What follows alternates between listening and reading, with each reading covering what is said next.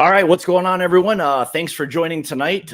Super excited for this. So Matt and I, we've been talking about this for months and months. It's finally happened. Last night it didn't work out like we were like we wanted. That kind of got screwed up. Good old FedEx effed us pretty bad last night. So that was kind of shitty. We had a good one. We had a good one planned last night. So it was going to be more Scotch related, which. And I think everybody knows it's probably not my wheelhouse, but it's a fun thing to explore. I mean, it's a lot of you guys who are into scotches and, including Matt, obviously. It's one of those things where, you just want to kind of go down that rabbit hole a little bit. I know I'll never dive into it like a lot of other people, but so, yeah, we kind of got screwed. The package from FedEx never showed up, and lo and behold, we had to kind of alter what we were going to do. So we do have it planned to do the Scotch one on his channel April 5th. So I didn't have to really move anything around. He had to juggle a couple things. So that was nice of him to do that. And so yeah, I look forward to kind of doing that. So anyway, so tonight's basically is going to be, we're going to talk about all things Texas whiskey. And we've got the man himself who knows what there is about Texas whiskey. So we're going to be in good shape tonight, talking about all kinds of different things Texas whiskey related. So he sent me, I think it was just shy of 1 million samples, and it was just shy of 1 million. I'm pretty sure. I picked up the box this morning from out by my garage and almost got a hernia. It was so heavy. So I think it was like 48 or 50 samples. Yeah, so it was 48. It's a boatload. So I've got another 24 Scotch samples in my office, and we'll bust into those things on April 5th, and we'll see how in the world that whole damn thing shakes out for me. So yeah, tonight we're gonna kind of dive into again Texas whiskey. I've got a boatload of these things sitting right over here, like to my right, your guys' left. And I've got a few that we pulled out. I had there a little bit of the lower proof one, so we'll kind of start with a few of those first, and Matt will have to interpret again his handwriting because, anyway, it's difficult to read. So it is, no doubt. All right, so why don't you explain a little bit about kind of what we're going to dive into tonight and what your thought process was for putting this whole thing together? What do you think? That works for me. If my children will shut up, that'd be great. Of course, my wife just gets home, and so that goes into beast mode for all of them. So it's super fun. All right. So, like I said, Scott said he wanted to talk about a bunch of Texas whiskey. So I sent him, like I said, 24 different ones. So he sent him this whole lineup of stuff. So all sorts of different distilleries. So there's a lot of Balcones, Iron Root, and then some other ones he hasn't heard of, like Tabacaro and Banner and TX and Fire Oak, and then some Garrison Brothers. So Andalusia and some others. So there's a bunch of different stuff in here. So we figured we start with the lowest proof here is the 92, which is this 95% wheat whiskey here and 5% malted barley out of Maynard, Texas, which is a little tiny town about 45 minutes east of Austin. Literally in the middle of nowhere, like going to the Texas Chainsaw Massacre out to this distillery. This thing the whole distillery itself is probably the size of my bar, so it's tiny. But yeah, they make really nice whiskey. So and just see what you think of this. Well, I started kind of smelling it. You do get there's a nice, what it kind of reminds me of is a little bit of a roasted corn aspect. There's like a little bit of like a roasted, like when you're at a fair and you get that like roasted corn. Okay. I get a little bit of like a roasted corn aspect, but some still like with a little bit of like vanilla sweetness and everything that's there. You can tell it's not very old. Yeah, it's not. Yeah, it's not very old. I think maybe 2 years. It's not that old. But there's some grain there. There's something. Is there anything besides corn, or is anything different? There's actually no corn in this. Okay, what is that? There's something different. It's 95% wheat. Oh, it's wheat. Okay, so this is so it's a little bit different. Yeah, they use rainwater. They use windmills to power it. It's a cool little place. Okay, it's interesting because maybe that's what it is. Yeah, I knew it was like a different grain. It smelled different, but. Interesting. All right, let's try this one.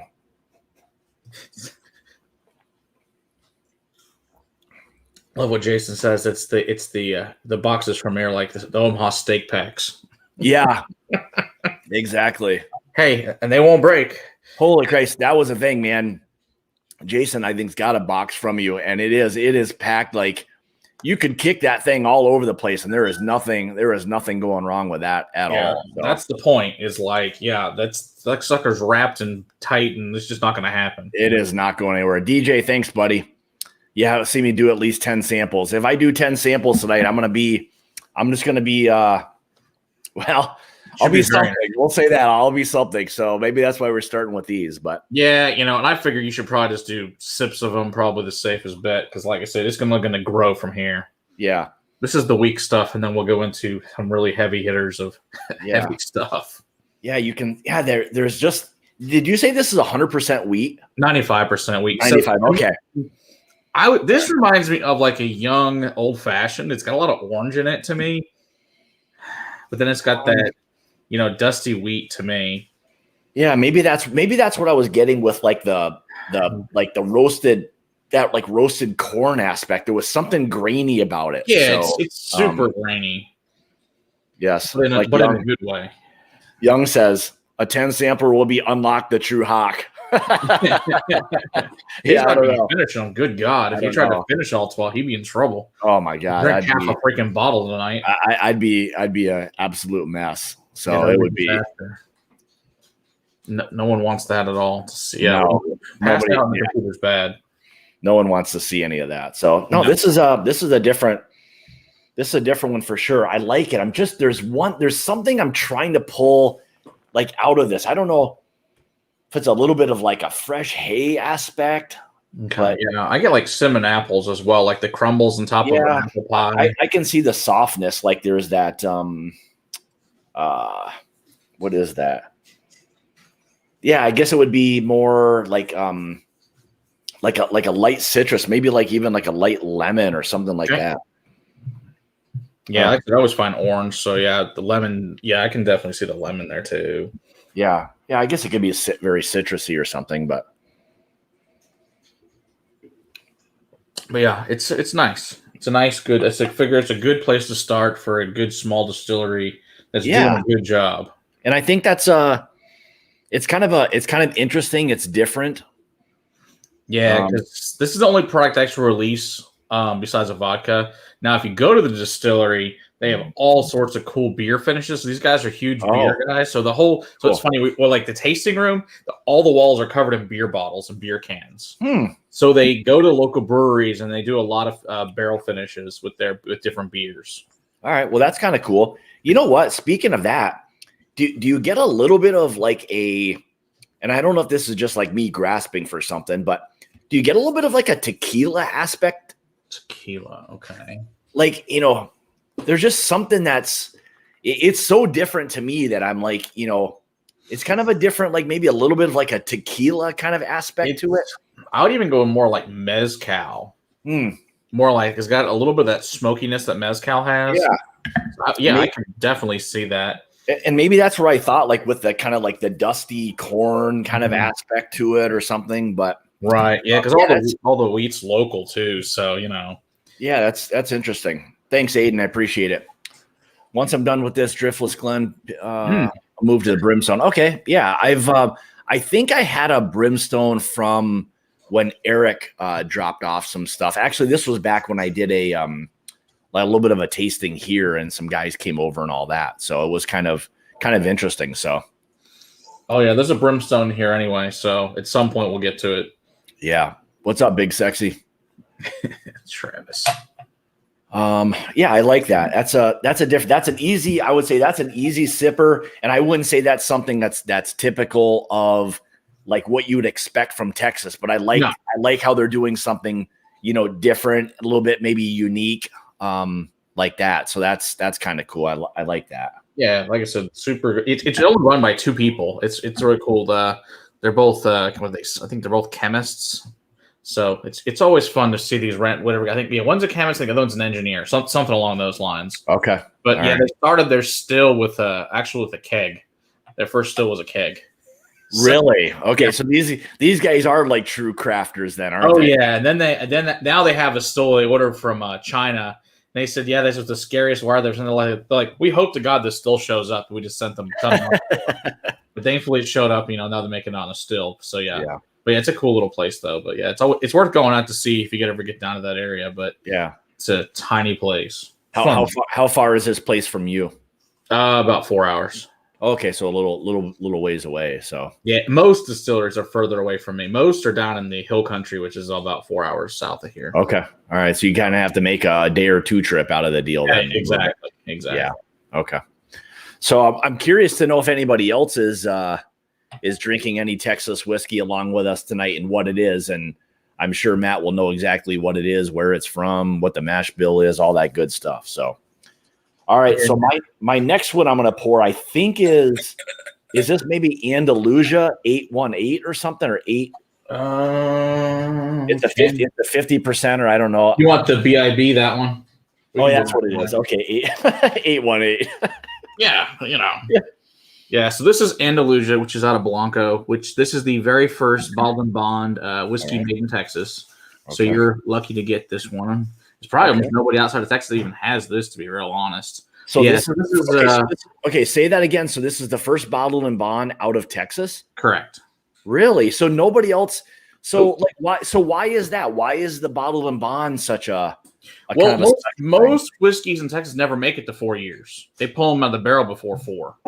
Okay. So 4 is a big deal to get to. There's a few that don't, but or if they're pulling them after 4, they're just leaving them at cask strength. They're not taking it down to 50. Yeah. So that's another reason. But yeah, so this is a single malt. So this is going to be a little bit different as well. So we're doing just straight single malt in this one. Right. So I'm interested to see what you think of this one. Now, when you say, so with Texas and single malt, so a lot of times people will think, malted barley right away, but is this corn? No, this is malted barley. This is malted barley. Okay. Yeah, these guys don't do anything with corn whatsoever. They only make single malt. Okay. They make 3 different kinds, or their basic ones. They make a striker, which is with a bunch of different woods. Then they do a peated one, which I did not send you because I know you'd hate it.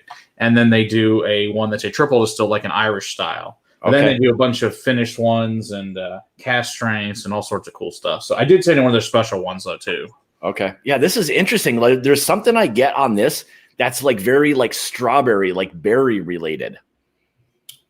I don't know why, but there's something that's very like dark berries on this. Yeah, I like the nose. It's very there's like that sweet berry, like maybe even a raspberry, strawberry. Yeah, covered in chocolate. Yeah, I guess I could see like a light kind of chocolate on that. Yeah, with a little bit of vanilla bean, like vanilla bean more than. Yeah, I was thinking like when you said that, like a vanilla cake batter almost. There's something very. Ooh, yeah, that would be nice. Yeah, even a dry cake without any frosting on it would even be that. Yeah, I could see that, but it's very oily. They're super oily little still they use. I forget how big it is. It's not very big. I think it's 250 gallons still. And they actually got it from the guy who, I guess their still came from Arkansas, from a guy who used to make other kinds of stills. Now they're his legal stills. So he sells them out of Arkansas, though. And this is one of their first ones that they went and made the specs for him. All right, so Ethan's going with the Balcones Baby Blue. Is that a fairly popular one? Yeah, that's probably one of the most popular ones. It's a 6-month-old corn whiskey from Balcones that's blue corn. Okay.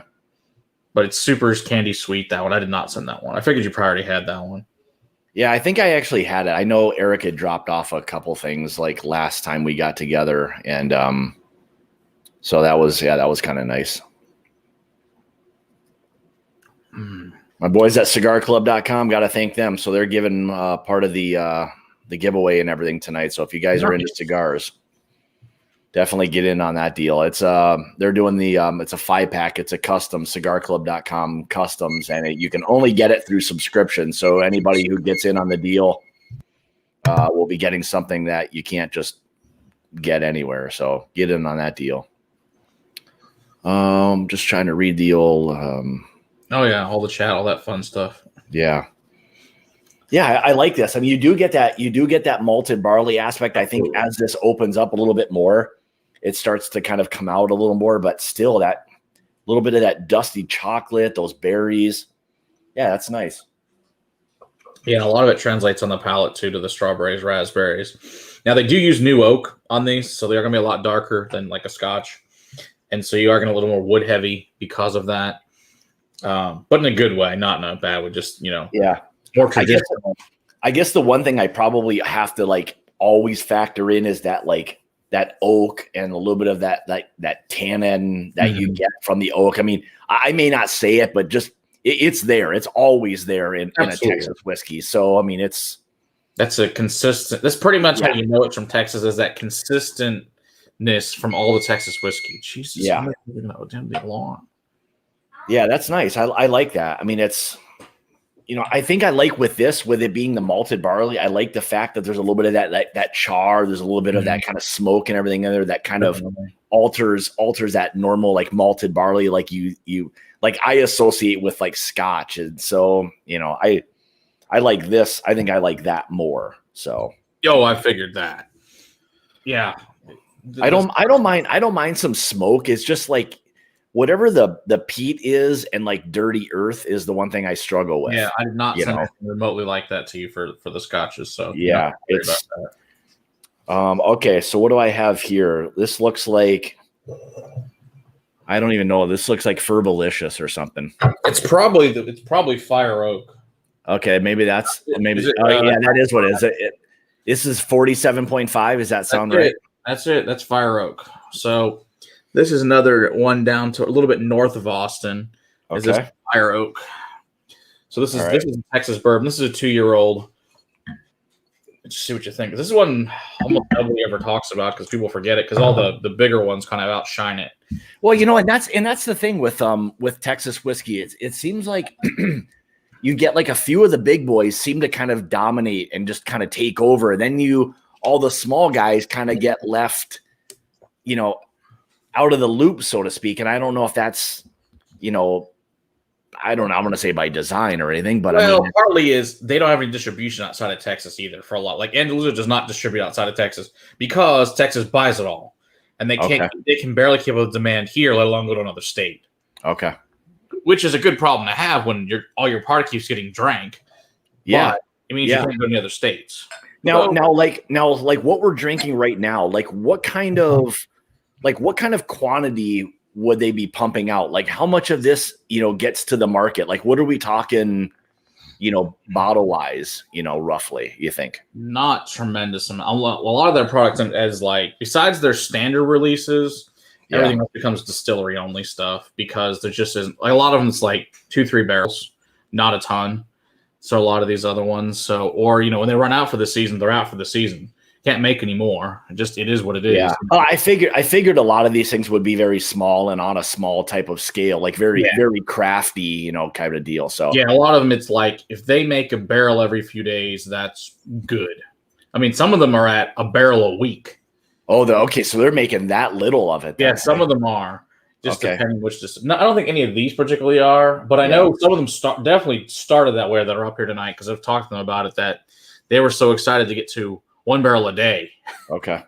Especially like I think they said the first time. We'll talk about when we get over it. It's pretty funny about Tawacaro's story about the first time. I think it took them 6 weeks to make a barrel. Really? Well, it was just the first time they ever distilled and just learning how to do it and just seeing what happens. Oh man! All right, you guys, Cigar Club. You guys are not eligible to win the cigarclub.com customs. You guys, you are disqualified. But yes, I'm super pumped to do the takeover for April as well. So I know they're going to send some blends, and I get to do a little bit of a cigar and whiskey pairing. So that'll be fun to sit down with a few of the cigars and try to pair up some whiskeys. I'm super excited for that. So I appreciate the opportunity. So thanks, guys. All right, what else do we have here? Oh man, thanks everybody for joining tonight. I appreciate it. I figured this would be kind of a fun thing to kind of get into, talk to Matt a little bit about these different ones. I mean, we all get so focused on whatever it may be, whatever whiskey, all the big boys that, the little guys just don't get, enough love a lot of times, so which is a shame. Plus, the other nice thing about little guys is you can usually talk to their owners and their master distillers, and which is really fun because you get to see all the intricacies of the place. If you get to the big boys, it's like, well, here's our brand ambassador if you're lucky. Yeah. Yeah. I mean, these guys these guys, you could go to the distillery, they'd give you, all the time of day, to do these things. Yeah. That's why I like visiting these guys. Like, seriously, they'll spend like 6 hours with you. They don't care. They're just happy somebody's there and as passionate about whiskey as they are. And they're just thrilled to have you because they figure if they give you a good time, you go back and tell your friends and they'll come by and buy bottles. So it's very beneficial. In Texas distilleries, that most of them get along really well and they help each other out a lot, which is also really nice. Well, yeah, and that is really, really nice that these guys will do that. Well, I mean, for them to take the time, I mean, they're approaching this thing from, it's their livelihood, but they're excited to share this stuff with you as much as you are excited to try it. And they want people who are passionate about whiskey trying their stuff and talking about it. So, it kind of goes both ways. So absolutely. Yeah, it helps everyone out. So it really does. I mean, I think most people try to support, local as much as you can. Mm-hmm. I mean, at the end of the day, it still has to be something worthy of whatever it is you want to drink. Absolutely. If it's not, then that kind of gets to be a little bit tough. But if it sucks, then I can't really support it. That's the tough part because you just as well as mostly everyone who's in the chat. A lot of these small craft people, they produce so little of it, and it's expensive.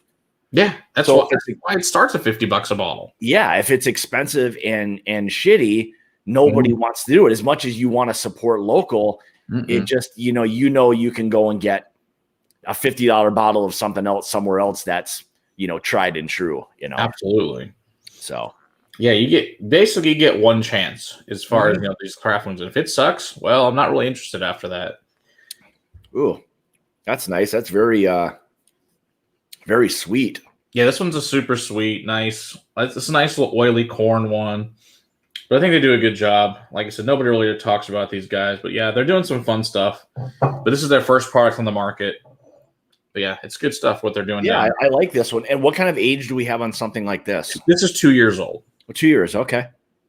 So I think they're doing a good job. So let me ask you this. So this has very little color. So is this aged in a second fill barrel or what? Not that I'm aware of. Okay. I've not been to this distiller, so don't know a ton about what they're doing down there.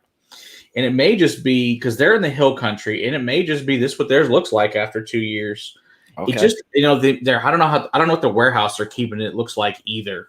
But yeah, it is a really light for a 2 year for Texas whiskey, which is that was the first thing I thought was like, holy cow, this must either be really super young or the area that they're in. Maybe they're way north or something. Maybe that's a little cooler. I don't know. They're just north of Austin, so it shouldn't be a lot cooler. But I don't know. In hill country, you can get kind of a higher elevation. And it may be an elevation thing for these guys is why it's so much less. Whereas this is obviously 4 years old, but this is 45 minutes west of it. And then this is about 45 minutes east of it. So, and the colors are just totally different. And it's just one of those things. And who knows? And maybe it also could be the char level. The char level may not be very much. Oh, yeah, that's another thing. So, yeah, that could be. They're probably used, and it may not even be a char. It may be a toast for all I know. But yeah, I haven't really talked to these guys before. I just know that I thought their product was pretty good, and I have to go actually talk to these guys and learn a little more. Yeah, I'm kind of digging this. I like the profile of it. So I'm guessing, to be honest, based on the taste, I bet it's toasted. I would not be surprised if it was a toast rather than a char. Yeah, huh? Or if it is, it's like a number one. Yeah, I wouldn't say that's a very heavy char. That's why I thought maybe this was like a second fill or something like that. Since it's bourbon, it has to be first. Okay, fill. So it is still considered. This is a bourbon though, officially. Correct. Okay. So they don't have a choice. So yeah, I'm guessing either low char or toast. All right.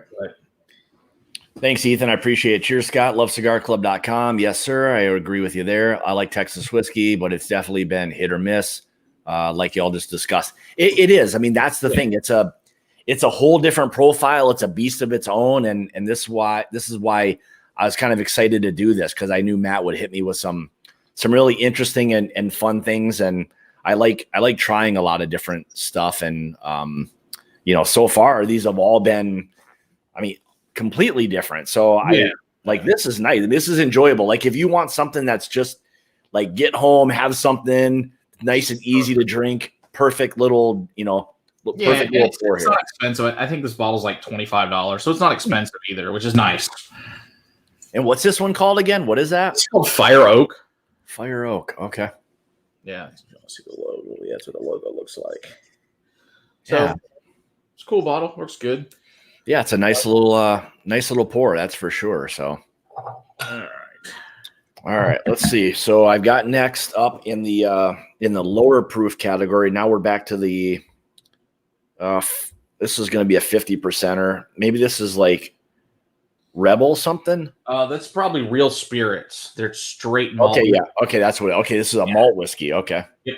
So this one is. So this is theirs. This is also out of Blanco, Texas. This is really close to Andalusia, just down the street from them. So this was founded by the guys. Do you guys get real beer up there at all? I don't know if they distribute that far north. Are you saying like the name of the thing is real? Yeah. They have a huge brewery. That's where these guys were started at. They have a massive brewery in San Antonio, and in Blanco. And so they have so just right next to it is their distillery is kind of like more or less it was kind of an afterthought. Like they're like, hey, let's get into this too because they've been brewing for 25 years. Yeah, and they make a ton of different beers, and it's really good beer. And it's one of the big boys in craft breweries in Texas. So a couple of the guys that work there said, hey, can we start distilling? They're like, sure, why the hell not? So they put an application in, and a couple years later they got their stuff going. So this is 26-month old, and this is really interesting. So this one is a straight malt whiskey. They start with a couple of their different beer mashes. And so one's a Belgian white and the other one's a Russian stout, and they put them together. And so they take those and then they distill them. And then on top of that, they add it and they do a port finish on some of the barrels that are combined in it. Oh, interesting. This is really interesting. So this was actually picked by the Texas Whiskey Trail. So this was a Trailblazers pick. Yeah. And you can only get this in Texas and at Total Wine. So they did that. I think they did a really fun job with this one. Yeah, it's I still get and I don't know if it's just on my mind, but I get some nice sweet tobacco notes on it. There's something that's there. Yeah, I was super impressed. So actually their local rep came by the house and hung out one day, and he brought this to me. And so we had a good time with it. And he's like, oh, so he brought me a bunch of beer, he brought me this, and then he got to try some cool stuff he hadn't before. So yeah, that's nice. The one thing I really like about a lot of this is how oily it is. I mean, it's very viscous. Even most of Texas stuff is non-chill filtered. It's like we don't believe in it at all, which is great because I hate non-chill filtered anyway. Yeah, no, I would agree. I mean, I think when you start getting at 100 proof, and they start chill filtering it, it strips a lot of what's there. But something like this really helps to retain all those nice flavors and everything. Exactly. Yeah, this one's got marshmallow. It's almost like I would say it is very sweet. There's a lot of sweetness to it. Yeah, that's to me. It's just like a s'more with some coconut. Yeah, I can definitely see the marshmallow aspect. Now this to me is very toasted aspect, like that marshmallow, that coconutty kind of, almost like that I hate to say it suntan lotion or whatever, it's not nasty like that. Yeah. It's that. Yeah. Yeah, these guys are doing a good. They've only been in business, I think, for 6 years now. So that's the thing is the oldest Texas whiskey series, that brand has been around for 12 years. That's the old guys. Man, that's good. I like that a lot right there. That's really good. What is this? 100 proof only, hey? 100 proof, yeah. And what is this one called again? This is Real Spirits Distilling Co. This is the Texas Hill Country Signature Select Straight Malt Whiskey, pot distilled, small batches, partially finished in port barrels. Because we need a longer. But yeah, so that's what it looks like though. But yeah, all right, yeah, that's got some really nice. But yeah, really if you like it, I can probably get them to send you one. Yeah, that's a really nice sipping. That's a really nice sipping whiskey right there. Yeah, I thought they did a good job because he was like, "Oh my gosh, I don't know if you're gonna like this," because it's one of my other buddies who knows their local sales guys. Like, oh, okay, I'll come by. I hope he really likes this. I was like, because obviously I had no idea. I never tried it prior to him coming over. And I was like, yeah, dude, this is really freaking good. You know what I would say is the nice part about this, like, well, too, but like if you go to other areas outside of Texas and you get young whiskeys, they're very like all that hay and grass and very grain forward. Like this, you just don't get that. There's that nice oak that's there, even on these younger whiskeys. There's just not that. There's not all that graininess that you get with a lot of other things. Right. Yeah. And the other thing is they're also really big on is using air dried barrels, which makes a huge difference. Obviously, we don't use any of those disgusting kiln dried barrels. At least nothing I sent you is kiln dried because that stuff's awful. Interesting. Okay. So they're really big into being authentic, Texas, doing it the right way, not cutting corners, and then they're all super, transparent about what they're doing, which is nice. And like I have the whole match, they sent us the whole Mashable breakdown. Like I think only 2% of this is actually port in here. The other ones is I think it's 71 and 27 too. So interesting, huh? All right. So Ethan says I had Harbinger XC. That was a bit young. Dropped it in a mini barrel for a week or two. It's now Harbinger XC toasted. Yeah.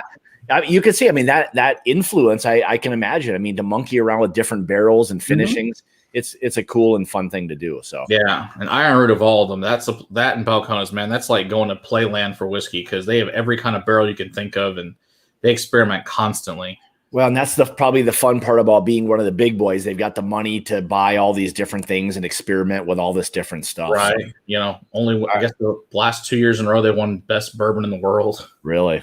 All right. Aiden says, are any of these tequilas you guys are fans of? Just out of curiosity. I don't know if he means like tequila finishes or. Are there any tequila? Oh no. Are there any tequilas you guys are fans of? Jeez, I wouldn't even know the name. I like some of it, but it's never anything I really go to. So I couldn't even say anything like that, Aiden.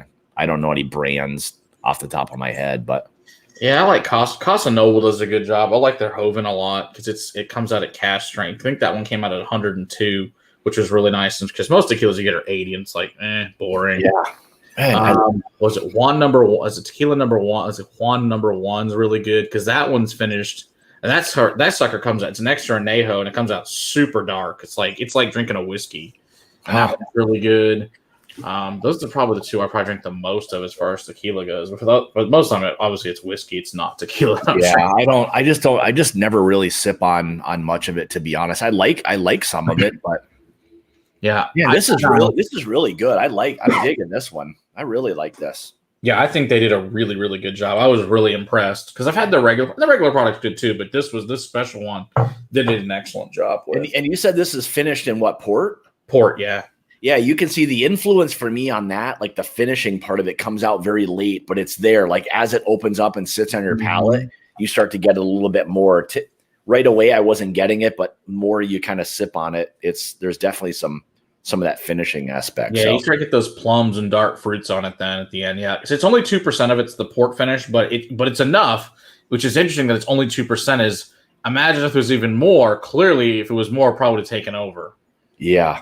Now, when you say 2%, are you saying they're adding port to the barrel? No. So of all of the blend of the barrel, when they're blending the barrels together, only 2% of what went into the total of all the blend. 2% of it came from barrels that were finished. Oh, okay, gotcha. Okay, I thought you were talking about they were like adding. Oh God, not that disgusting Basil Hayden crap. Yeah, I was wondering. I'm like, okay, well, that's one of the most disgusting things I've ever tasted. I hate that stuff. Yeah, it's a little much. That's for sure. So, Roy says a lot of blue wrenches here. Yeah, there are. Sorry. Hey, he's upstairs with the wife. Okay. Got the pup upstairs. What else we got here? What is this? Tequila. I thought this was like one of those like toquitas or whatever. Like, taquitos. Like, whatever it is. So I don't know anything about tequila. Yeah. I know I like mezcal. I always like how it's got a little more smokiness to it. Agree. Yeah, that would be a stream. Would be like, watch us fumble and look like morons. Oh yeah, I would have like no idea what the hell I'm talking Yeah, about. if I do a tequila stream, I'll go talk to Liquor Hounds and see reviews tequilas. He does. What I know is educated on that and could help us. He does crazy things. Are you far from him at all? Yeah, we're 25 minutes apart. Oh, that's not far. Okay. No. He comes over here and I go over there. It's a great time. We have a really good time together. Yeah, we talk on a regular basis. It's fun. Yeah. Okay, that's cool. Yeah, he's a very knowledgeable person. There's no doubt about that. He knows a ton of stuff. He's super impressive. Yeah, it's nicest guy I ever meet too.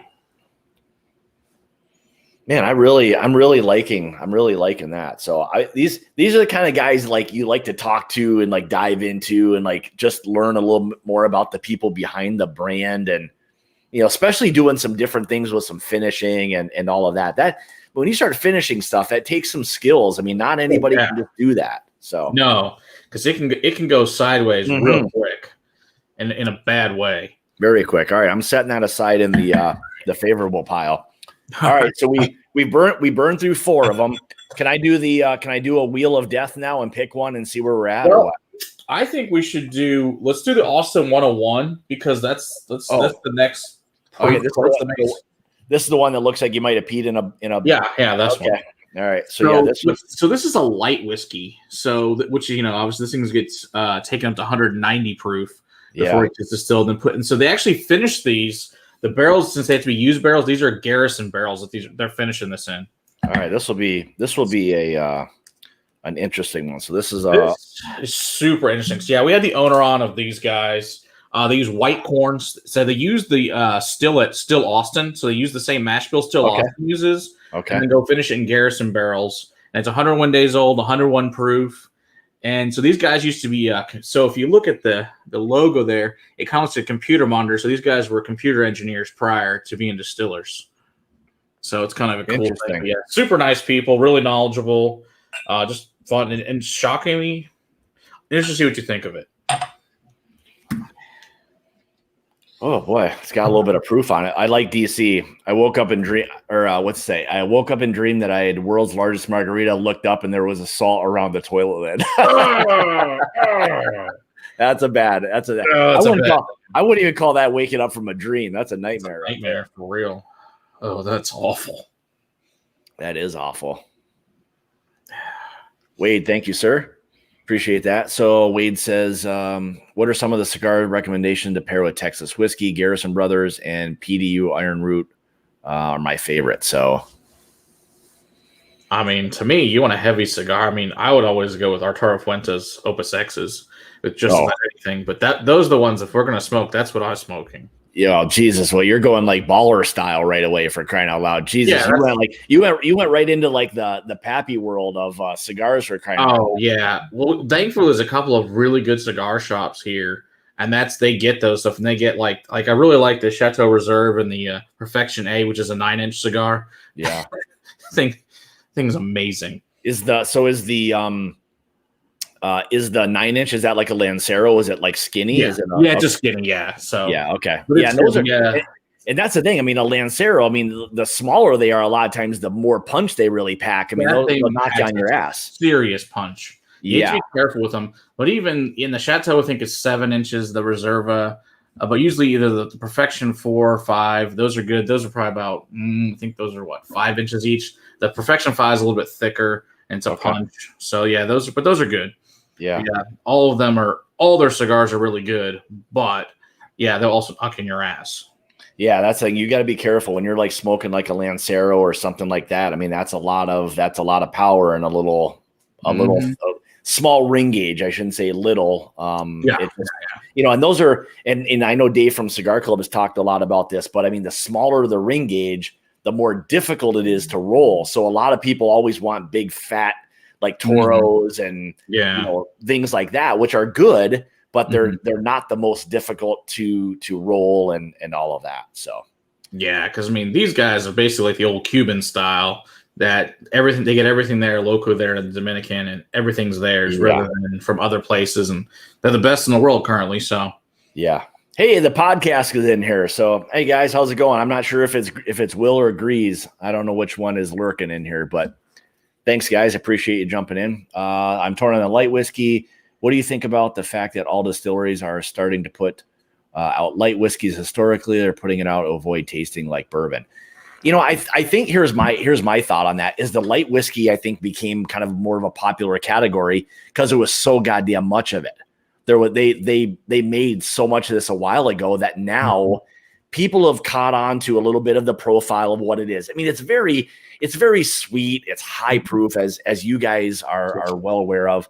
It's a little one-dimensional. They're good flavors, but so much of the time it's very sweet, cotton candy corn, a lot of that kind of stuff. So if you're into something different, which is cool, it depends on what you're doing. Like I know Old Carter, when they do like double barrel, I mean, they're taking a little older, higher proof light whiskey that they also then double barrel. So that's where they get a lot of their color and everything from in their stuff. But again, it's some fantastic stuff. High corn. I had one the other day. It was like 99. It was an MGP. It was a 99% corn and 1% malted barley. So is it Obtanium? No, it wasn't Obtanium. It was from Backbone Distilling Company. Oh, okay. Yeah, or Backbone Bourbon Company, I should say. Yeah, I like those. So, that stuff's good too. Yeah. Big League Bourbon, Hemingway from Fuente is a nice roll. Yeah. Mm-hmm. Well, Fuente, I mean, they're tried and true. I mean, they do a lot of really good. Yeah, good things.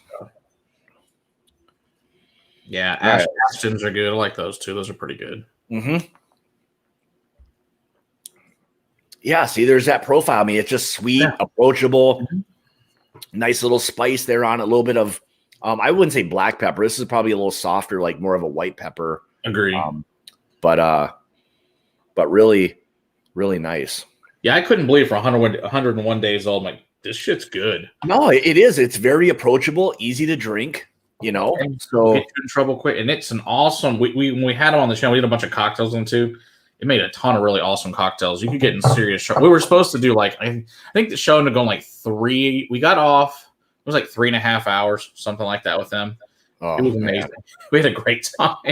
Well, yeah, that's the thing. You start, drinking these in cocktails. That's the one thing I probably stay away from cocktails a little bit is they're so easy to drink so fast. Anything that has sweetness to it, I just pound away like there's no tomorrow. And then before you know it, you're adding something that's got some high proof to it and you're drunk as shit, Yeah, absolutely. So, which can be good at times. I mean, it's fun to do that, but so yeah, I like this. I mean, I would never with this thing, I would never say it's aged 101 days. No, I couldn't believe. I was like, you're kidding me. He's no 101 days. I'm like, damn. It's a very light whiskey kind of profile. The sweet, little bit of pepper that's there. Yeah. Again, you get a lot of that like vanilla cake batter.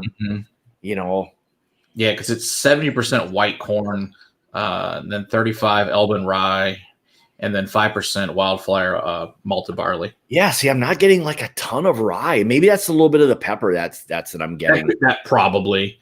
Yeah, he's got a rye. He just sent me an email about the other day, so I haven't tried it yet. He's got like 1 barrel of these. So we'll get a sample of that.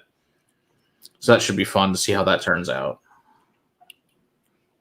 Yeah, that's really nice too. That's dangerously easy to drink right there. Scary. It's like 101. It doesn't taste like 101 at all. I really dig that as well. So cheers, Roy. Appreciate it, buddy. Thank you very much. What else we have here? All right, so lower proof. Ooh. All right, so we've gone through 5 of them. We've gone through 5 of them now. So I like that. I'm gonna put that one in the likey pile too. So yeah, there's only one of these which I'm just see what you think of it. I sent it to see if it's just my bias or if it is what I think it is. That's the only one that I'm not sure on. The one we just had? No, that one I figured you'd like. There's one in here that I don't really know what you're going to think of. What's the one I should be drinking next? All right, let's go with. God bless. The rest of the shit's hot as shit. Well, Jesus, because like half of these things. Yeah, a lot of these are store picks or they're ones I got at the distillery. I've got. I don't know if this is this maybe the Balcones Brimstone? It's 53. No, that one is lower, but that thing is going to be a palate wrecker. Okay. All right. So I think we should just say that one, even though it's lower proof. Okay. The smoke, the scrub oak smoke that comes off that thing is insane. Oh yeah. Okay. So I think let's go with. Bless these are so damn high. Yeah, that's the thing. Look at a lot of these things. I mean, they're. What is this one? This was. You know what? It's about 106. Lost something low. Lost elm. Low elm. Yeah. Low elm. Yeah, this one's 114.2. Yeah, we can do that one. That'll work. So this is actually one of our picks. We did this pick ourselves. All right, now on mine, I think it says 53 points. Yep, 50. Yeah, that's it. 53.7. Yep. Gotcha. Okay. All right, I'll pour that one then. That one's okay. Oh yeah, look how dark that is. We picked this in the distillery. This is between 5 and 6 years old. The original one we picked out came out at 159.5, but it made half a bottle. And it really glorious. This thing was so dark and so much oil. Like just drinking it once, we passed it around the room. The glass was so smeared and just crap. Oh, that's like a total like fudge brownie bottle. That was beautiful. There. So yeah, so this thing is 9% red winter wheat, 10% malted barley, and it's all same thing, local stuff around the distillery. Oh man, that's total like fudge brownie right there. Totally. Oh, and it's the one thing. Once you start getting up in proof and a little bit more of these oaky things, I always still get like this Coca-Cola aspect, like a cola type of nose on things. So, yeah, this is just like deep dark fudge. Yeah, it's really heavy on that. But then it's also got like a nice earthy background to it as well. Yeah, man, I'm like struggling to get past like the fudge and the chocolate. Nice spice on this, though. It's really nice. And maybe that's just the oak that I'm getting a little bit that's there. Yeah. And so, like I said, this is between 5 and 6 years old, which for Texas is very old. Man, that's nice. That's a really nice nose. Yeah. So it's one of the older distilleries. And they started, I think, was it 2013, I think? Yeah. So this is some of their early barrels that we were able to pick from. This one made 12 bottles. Really? It's just with the evaporation. Now, we were able to do another pick, and now I made 44 bottles. Oh my God. Yeah, the evaporation is quite high. Yeah, I mean you're basically left when you're bottling when you're getting like 12 bottles, you basically have like a bourbon concentrate. Yeah, pretty much. I mean, God, especially when you get to the end of those barrels, it's like they call it, barrel diarrhea, and it's just nasty, charred mess. But it smells wonderful. Yeah, Adriana, it is straight dessert, but man, those like dark fruits start to really come out in this, like a lot of like the like a fig and like really heavy dark fruits. Yeah, I got like a pineapple upside down cake in this as well. Interesting. Okay, I can see a little bit of a tropical note. I can see that. Yeah, it's like grilled pineapple. Oof, man, it smells so good. That really is nice. And this is what again? Lost Elm? Lone Elm. Lone Elm. Okay. Yeah, so it's made by 5 Points Distillery. But Lone Elm's the product they make. Okay. Out in Forney, Texas, which is just a little bit east of Dallas, southeast. So it's kind of out in the country out there. But yeah, it's a really nice property. Great people that work there. We get to hang out with their owner and their sales guy. And he's actually been to the house to come hang out with us. Brandon's really cool. So yeah, these are super awesome people there at Lone Elm. Yeah, that's awesome. Yeah, that's a really nice whiskey. And again, I love how oily they all are. That's one of the great things I'm really digging about it. So. Yeah, I mean, these are just dumped from the barrel into these bottles. Oh. They do an awesome job out there. Oh, all right. I got to taste this one. Yeah, it's super oily, really heavy. This is a really heavy whiskey. Man, that's a lot of like espresso, coffee beans. Absolutely. Chocolate, fudge, great spice on that. That's a really nice whiskey right there. Yeah, they do a great job. And so this is it's really good whiskey. Not overly hot. You don't get a lot of the heat or anything like that. That's the scary part about a lot of these is that they are really high proof, but they don't burn the crap out of you. No, this one's not. This is what 107 proof or something. Yeah, this is 107.4. 114.2. Oh, yeah, 114. Oh yeah. Oh, that's 50. That's right, 57. Yeah, 57.7. Sorry. Yeah. Okay. Yeah, that's really nice. Now again, this is not So this is a pick. This is not one you can go buy anywhere. Yeah, this is our pick. This is a Whiskey Crusader pick. Okay. So, but they do have other, single barrels that you can get on the shelf, obviously. A lot of stores will carry them just as regular single barrels. That's either their store pick or they just got a single barrel in for whatever. But yeah, I haven't had a bad one yet that's a single barrel. Yeah. They're all a little bit different, but they're all really good. Yeah, I really like that. You definitely get like late a little bit more of the little bit of a drying aspect, which I always like relate sometimes to like a leather or like more of a tobacco kind of note, something like that. Agree. Yeah, but it's crazy how much like just chocolate fudge is really on this thing. Yeah, it really is. But yeah, like I said, that leather, it's it's that antique shop, old worn leather, sitting on a barn for a long time. But yeah, it's just a good whiskey. Yeah, it's really, really nice. Mr. Sims, thank you so much. I greatly appreciate that. Thank you, sir. Where did I see before? No, you guys, you did not win. You did not win your own giveaway. So, a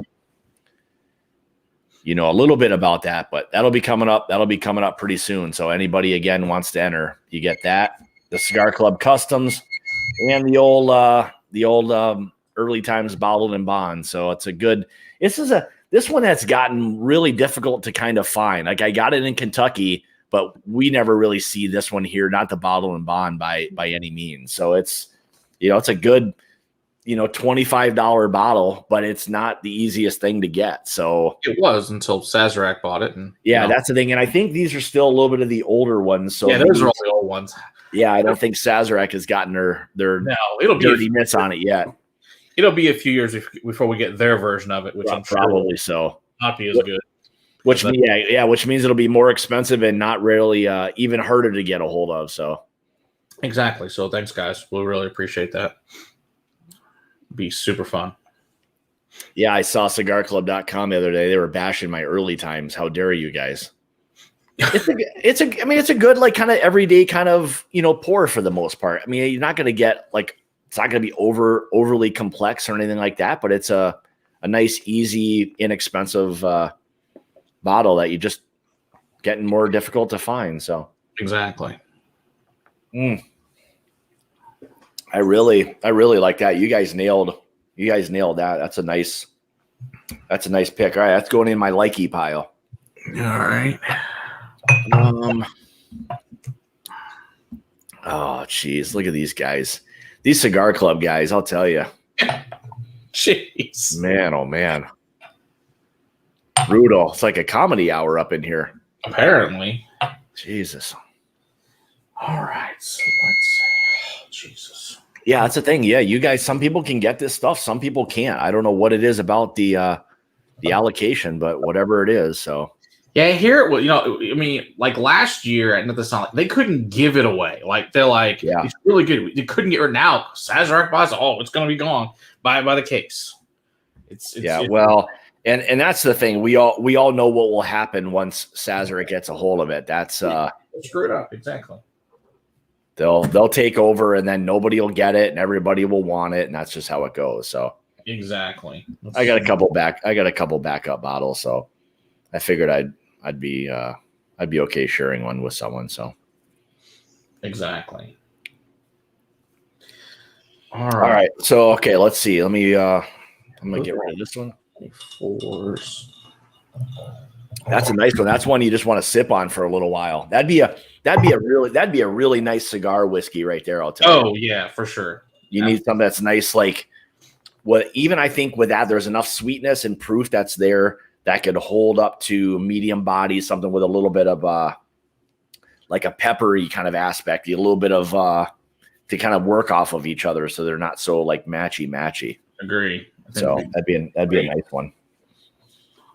All right. So can I do a randomizer here? If you want, that's fine. Let's do it. Let's see. What do we got here? So,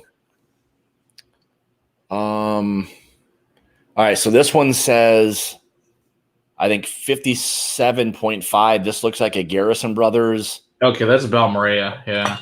Is this one that will screw up anything else going forward or no? I don't think so. Everything else is high proof and Okay, well, let's stick with this one. vastly different. This one should be fine. All right, let's do that. So this is a 6-year from Garrison Brothers, which is 45 minutes west of Austin, and out in high Texas, which is hill country. Which is, if you ever heard of Fredericksburg, Texas, which is the wine capital of Texas, they've got, I think, 90 something freaking wineries there, something crazy. Oof, look at that. You get on the road about 3 miles, and there's this place called Garrison Brothers, and it's where they hang out. And heck, I guess they had a fire. They had a fire in their barrel house because it got so damn hot in there. How big is Garrison Brothers? Like, what would they be compared to? They're just like, their distribution is pretty good. They use smaller barrels, so things tend to get, obviously, the color on here is insane. Yeah, look at that. Damn near black. So, but yeah, they do pretty large. It's pretty large for Texas. That's probably the third largest in Texas, would be my guess, as far as what distribution goes on it. But yeah, I love the color on that. That is like, I mean, hell, you would think this thing is like finished in some kind of like, port wine barrel. It's so dark. Yeah. Plus, this thing's also double oaked. So okay, double oaked. Okay, so that's why you get part of it. So this one is 6 years old. This one is, where's this one? This is also white corn, and this corn is from South Texas on this version. So they always tell you on their bottles where your corn's from, which is kind of fun. All right, I've got one here. This was a pick from Don's Liquors and Wine out in California, and I'm just looking to see what this one says about the corn. This is, I don't know what the hell that, food grade #1 white. Yeah, that's pretty typical. Okay, all right. Yeah, there's not a lot of, this one doesn't have a lot of age to it. This looks like May of 2017. So okay. Not a ton of age on it, but yeah, this is their oldest release, is this 6 year. Well, it's true. They did have one that was 8 year. That was finished. What the hell is that finishing? Some kind of Spanish barrels. So something really unique that they did. Huh. Well, that's a nice nose. Sweet. It's a lot of, again, those heavy berries on this one. Still some chocolate on this. I'd say it's a little bit more of that kind of fudge brownie on this too. Agree. Yeah, this smells really nice. This is opened up nicely because I think this one hasn't been open that long. I opened it up to send to you. So, and this is a pick, or is this just a standard? This is their special edition that they put out every year. Is the Balmorea. It's like their besides the Cowboy, which is their top end. This is the one right below Cowboy. Okay.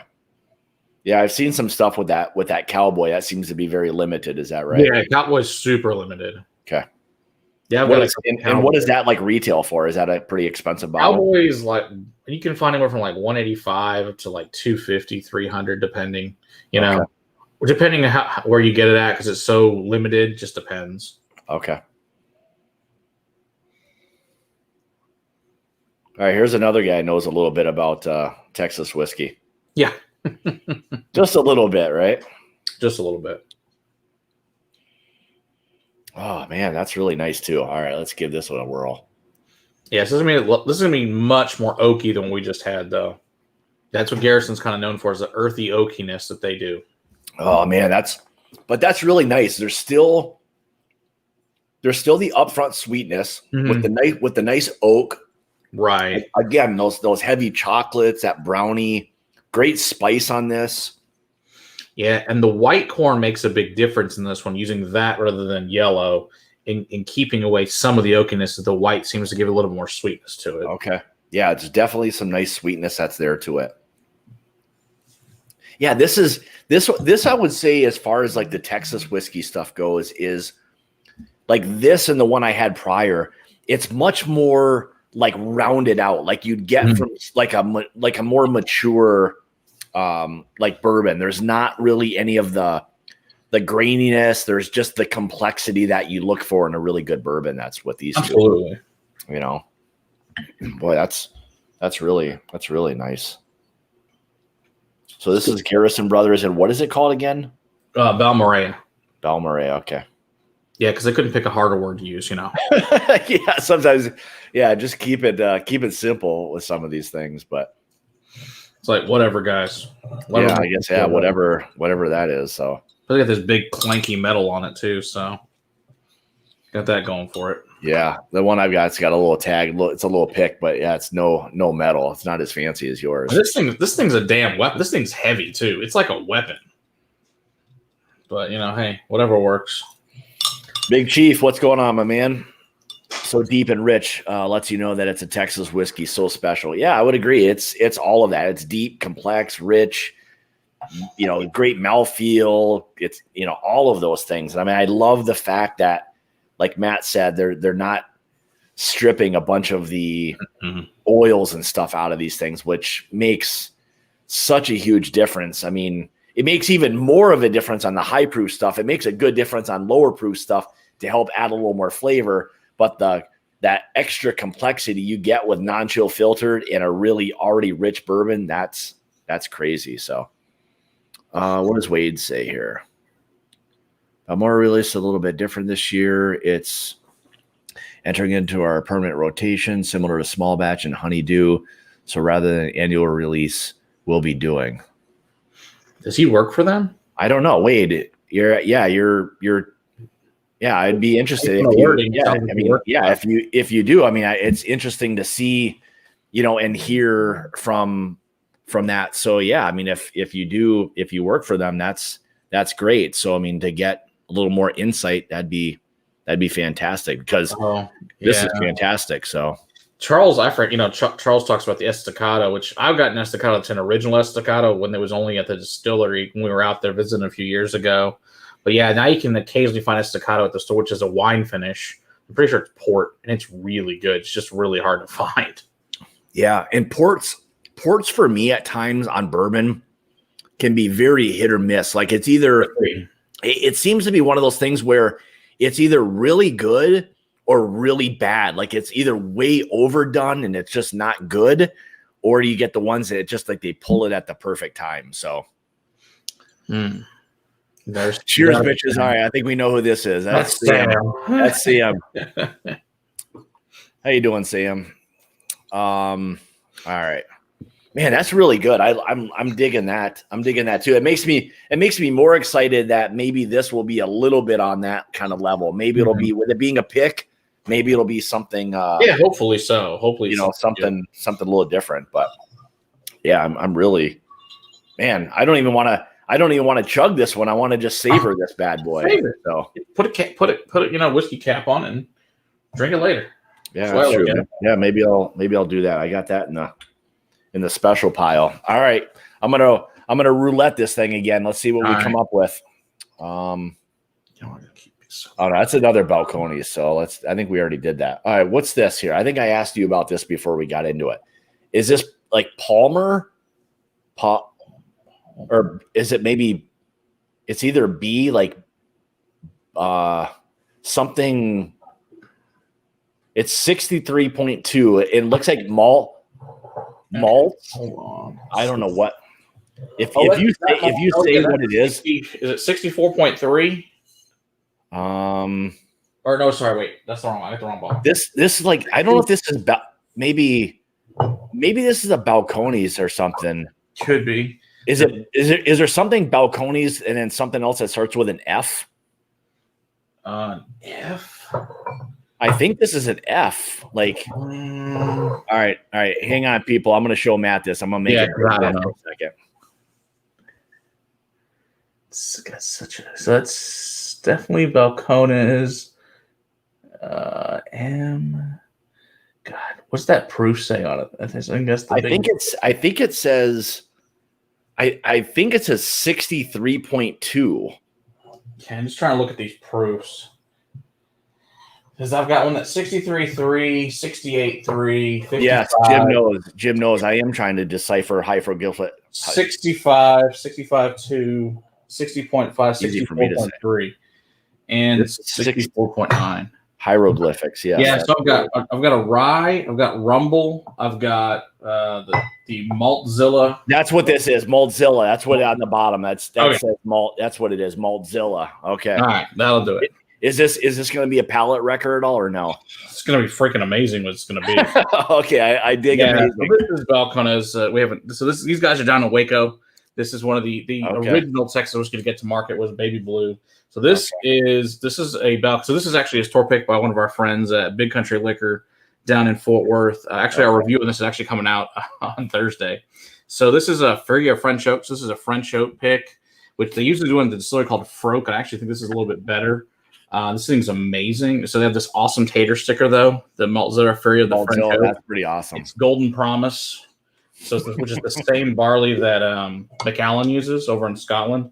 So this is just really amazing whiskey. And it's dark. This thing's 34 months old. It's just beautiful. Yeah, I did. I did nail the hieroglyphics before. Good job. Of course, yeah. You don't get that's the one thing with a live stream. You don't get away with shit, do you? You fuck one thing up, and then all of a sudden, here it comes. So, all right, here we go. All right, screw you guys. I'm gonna go with my hieroglyphics. All right, we're back on track with that. Yeah, their stills or something else. They like you can actually walk underneath theirs, but there's massive corkscrew. I forget how long they're insane though. It's one of the coolest distilleries to go visit. Yeah, there's something that's there. There's still that smoky aspect to it. There's that like smoked malt or whatever that is. Oh, it's so much fruit in this. It's just like a massive fruit bomb for me. Lots of raspberries, strawberries. Boy, there's one thing I'm trying to pick out what in the world that is. Chocolate. It's freaking amazing. God, there's like one thing I'm getting. I hate to even say this, but it's going to hopefully I don't offend you by saying this, but it smells, there's a smell in there that reminds me of the spray when you're killing hornets, like Raid bug spray. Okay. There's something that's there. There's this bitterness that's there. There's like a bug spray. I know that's bad to say, but oh man. Interesting.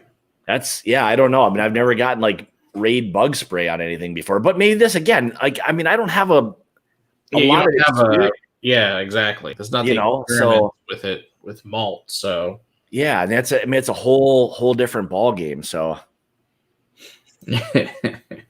yeah, my bug spray note. Yeah, I'm not excited about it, but all right, let's try it.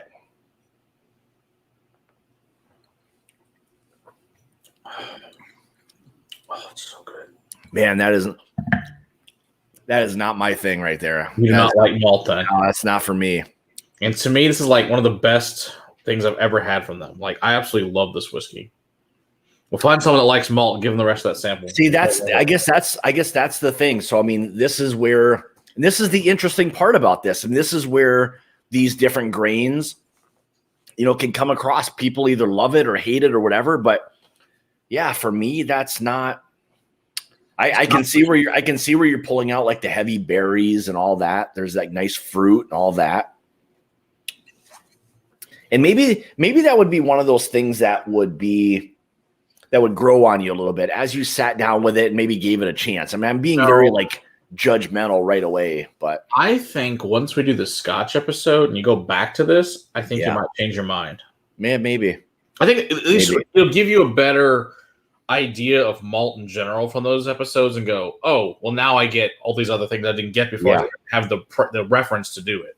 Yeah. Yeah, it's different. I mean, to have that kind of profile, that's not vastly different than else we've had this evening. Yeah, this is something that's way different. And again, maybe that's part of it too, coming off of these other things and now going to something this is 100% malt. Yes, this is 100% malt. Yeah, so I mean, this is like, I guess I'll say completely different than what we've been drinking. Yeah, oh yeah, completely different. So yeah, there's plenty of other bourbons left in here and corn whiskeys. This just isn't one of them. All right, well, I'm to not mess anything else up, I'm gonna set that one aside. All right. What do we got here? Man, we're getting pretty close. We're getting pretty damn close to 10 of them here. We're gonna get some things accomplished tonight, aren't we? Oh yeah. All right. What do we got here? Let's see. Is there anything that you have by you that you would recommend that I can pull pull out that you want to try? I want to see what you think of Tawakero. So I want you to first pull their bourbon, and then I want you to pull their malted rye. All right. So these guys are really. This is up until about 2 weeks ago, this was the closest distillery to me.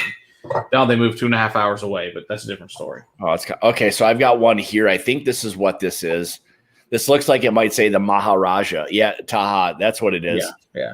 And this one is maybe 100 and is it maybe 124 or 124? Yep. Okay, let's give her a whirl. Yeah, I think they're both about 124. So just if it's the bourbon or if it's a malted rye. So there's two of them there. This is the rye. Oh, do the bourbon first. Okay, I gotta find it. Let's find one that. Otherwise, you're gonna be like, "What the hell?" It's Treaty Oak. What else we have? Oh, yeah, we're still gonna get to them too. Okay, here it is. True. Yeah. So these guys are is the bourbon you got 62.4? Something like it should just be like 124. It says 62, 124 proof. I don't know what the hell I wrote on there. Actually, I can't tell if this is. Yeah, what's it called? Tawakero. Is that TAH? Is there something Hill on it? No, that's not it. That's not it then. All right, bear with me here. We'll see if we can find it. But it's another one of those Tada ones, yeah? Yeah, exactly. All right, let's see if I can find that. While you're doing that, so Tawakero means bend in the river, and it's in Grapevine. There it is. Okay, 25 minutes from me. And so these guys, this looks like a canteen of water, which is why they chose this bottle. After thinking about 50 different options, they came up with this one.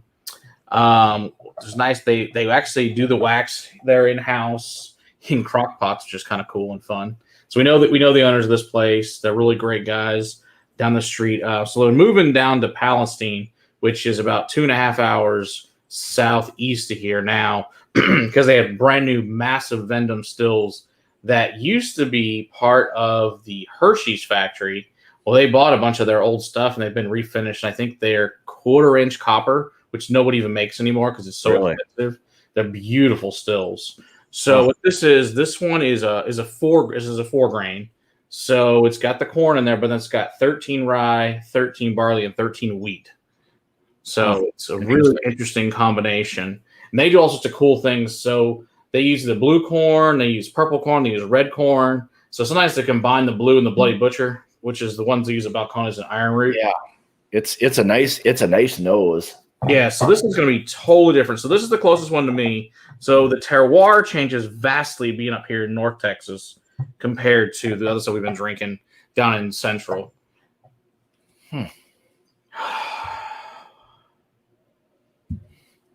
So still some nice sweetness, that nice corn sweetness that's there. Definitely. It's got a nice corn sweetness to it. Absolutely. Yeah. And this is the one, so you said, this is what they're using some different like varietals of corn? Yeah, they're using varietals depending on the batch. So these are actually pulled from the barrel while I was there. So both of these are direct pulls from the barrels. These aren't, there's no filtration. There's nothing. It's just, hey, we took the whiskey teeth out and filled the bottle.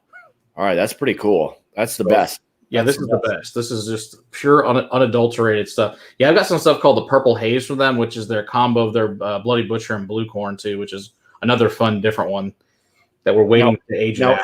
Is this one that you went and did? This okay? Yeah, these are ones that we went there. So these are just ones they handed us. Like they're like, hey, pull from X barrel, and they're like, here.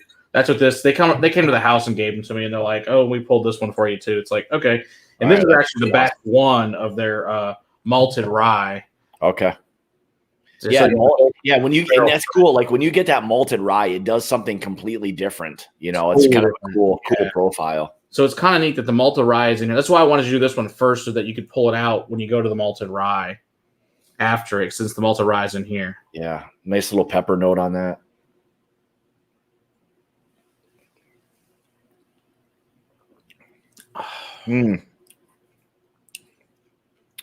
I like that. Yeah, we find a lot of people that seem to really like this whiskey that are from outside of Texas for whatever. It seems to do really, really well. Boy, that's really nice. Good proof on it. Nice spice. Mm-hmm. Definitely. How old is this roughly? 2 years. 2 years. Okay. Yeah, I'm not even sure this bottle itself might have been 22, something like that, 22 months when they got pulled. Probably not even quite 2 years when this one was pulled. Yeah, that's really nice. That's the one kind of nice thing I like about a lot of these, even as young as they are. There's some really nice complexity to them, though. Oh, absolutely. Yeah, they do amazing. It is amazing. Like, it was funny. So we did an experiment there. They dropped some White Dog, and their White Dog is really good at this distillery. I really enjoy their White Dog. Comes off about 151, 152 off the still. Wow. And it's really tasty. It's like, we did an event with them, and we were over at the distillery for one night with them, pulling stuff from barrels, just hanging out, learning about Tabacaro. We did a stream from the distillery. And so my dad was there. I was like, "Here, try the White." He's like, "Oh, this is really good." I'm like, "Dad, you can't keep drinking the White Dog. Okay? Yeah. You're going to be on your ass if you keep drinking this." Yeah, especially at that proof. What did you say it was? Like 150 something? 152 was what, yeah. Yeah. And smooth as hell, which I know is ridiculous for white. It was so freaking good, their White Dog. Yeah. Which tells you then how good. But it's an example, though. So 3 weeks later, we came back. It's already brown from the barrel. I mean, that's how fast the heat takes. Really? It's crazy what it does. It affects it that quickly. That quick. It just turns brown. It's like, how the hell is that possible? But it does. It's beautiful. Yeah, I like this. I like the complexity of it. Boy. Yeah, so they use 30 gallons and they use 53s now for everything else. But the first few ones were 30 gallons, which is what these are. Yeah, I still like the sweetness, but with that a little bit of that like pepper kick, you know. Mm-hmm. What did you say the rye was in this?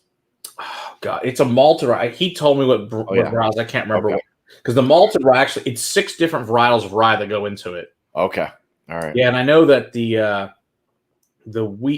malt, the barley, I know is a Munich barley in there, but it's 6 different ryes. I can't remember what the hell they all are. Well, and it's crazy when these guys use all these different grains to create these profiles. And again, this is one of those things where, you know, it's really coming out. I mean, it's showing like that grain aspect to it, but not grain like in a youthful grainy aspect. You're just getting that nice, the different complexity of the grains are really kind of showing themselves. So yeah, which is fun too.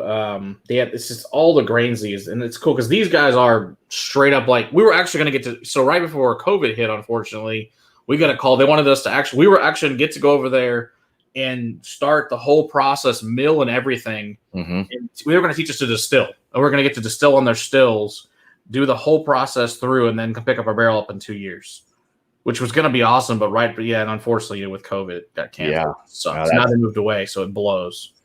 Yeah, well, that fucked up everything. So. Oh, totally. They're like, yeah, they're gonna have to. So we're gonna be able to, do a drawing for the local people here, and says get X amount could come hang out there for a couple of days, and then come back a week later after it ferments and distill and all that fun shit. But it is what it is. But yeah, it's a real distillery when they got the mill right there in the process, and you're milling your own grain. Yeah, well, it doesn't get any more hands on than that. No. It's their son's doing it, so it's pretty cool. They're the ones in the mill room. So what did they move for, to go to a bigger facility? Or what? So they've done really, really well. So Grapevine decided that Grapevine is retarded. They decided that they would not go. So it's a big wine city. Well, they would not go wet for liquor. It went down 55-45, and they wouldn't give them a special disposition to let them, sell bottles. So what they do is you can buy a really expensive T-shirt with a free bottle, though. That's how they got around it. This is brilliant. So that's how they get around it. That's how they got around it. So yeah, you get a T-shirt, you get a Glencairn, a koozie, a hat, T-shirt, whatever, and a bottle. So the bottle's free. 70. But the bottle's free. Bottle's free though. Yeah, so that's awesome. Pretty funny. Yeah, the tour's really fun there. They pull a bunch of stuff from the barrels while you're there. So they've done so well that they bought the old Miller plant down in Palestine, and so they're going to this huge Miller plant is where they're going now to start their new stuff. They've got 8 kettles now to go with the 2 new stills. I mean, so they got a ton of stuff going on. It's really cool. Wow. All right, that's cool. And then they've moved quite a ways from you. Then it sounds Yeah, like. unfortunately, yeah, it's like 2.5 hours. It blows. Yeah. No. It is what it is. I'm gonna try the rye. Yeah, so this is 6 different types of rye varietals. Oh, I'm looking forward to this. So yeah, this is their Malted Rye. This was also pulled straight from the barrel for us. It's also around 124. You know, we didn't take the machine to it, but close. Excuse me, close enough. Thanks, Steve. Yeah, this is all Matt right here. Love you guys highlighting some Texas whiskey tonight. Scott, I hope you find something you like. Oh, I found some stuff that I like, that's for sure. So may not be able to get my hands on any of it, but I mean, it's cool to be able to do these things, try things that you would really never have a chance to try. I mean, that's the cool part. So appreciate it. Thanks, Steve. Yeah, and the cool thing about Malted Rye, when they started doing this, at the time there were 7 distilleries in the world when they started distilling this a couple years ago. Huh. There's more now, but at the time they were the 7th, which is pretty impressive. Oh, I like that. It's very minty. Mm-hmm. Very minty. So again, like, what about like a green tea? There's like a little bit of like a herbaceous quality to it. Oh, that spice, man! That's a really nice nose on that. Yeah, I like this is when I went to the very first time. This is what I fell in love with, was their Malted Rye. Yeah. They handed me like a small bottle, like, "Hey, you like this so much?" Because I'm like, it was funny. My mom's like, "Hey, there's a distillery in Grapevine." I'm like, okay, never heard of it. So she called, no answer. I called like, "Oh yeah, come on down here." I was like, "Yeah, usually." "Oh yeah, come check all our stuff out." I was down there for like 2 or 3 hours hanging out with them. Yeah, I love when they kind of like will malt the rye. Like, it's just different. It's a different profile. Yeah, it's got like a very like a creamy nose or something that's very like deep about it, if that makes any sense. Absolutely. All right, Big League Bourbon. What do we got here? Is about to have a Texas size hangover. Nah, I'm good. I'm good, bro. We'll be all right. Yeah, when you take I'm just having little amounts here, so I'm not pounding too hard. So. Oh. Okay, good. Thanks, DC. I've been writing some of the stuff down. So, all right, cool. I appreciate that. It's like trying to keep track of these. It's always a good idea to like do giveaways, and you got to keep track of everybody who does the super chat. That's what the mods are for. Yeah. Thanks. Well, that's the thing. You never know if there's anyone like really following it along unless you talk to somebody before. But yeah, I appreciate it, bud. Man, I love the nose. It's like one of those things you just want to keep smelling all the time. But all right. Oh, I love this nose. That's a badass rye right there. Mm-hmm. Did a great job with this. This is just there's nothing else like it. It's just really freaking good. Man, that's really damn good. Yeah, it's stellar. So it's like, all right, guys. Yeah, so I have multiple bottles of their cask strength. They just go like, hey, try this one, try that one. Probably got 8 or 9 different ones from them of just different mixtures of the variety. Yeah, that's really good. It looks like It's Rye Time showed up right at the right time. For real, right? Perfect.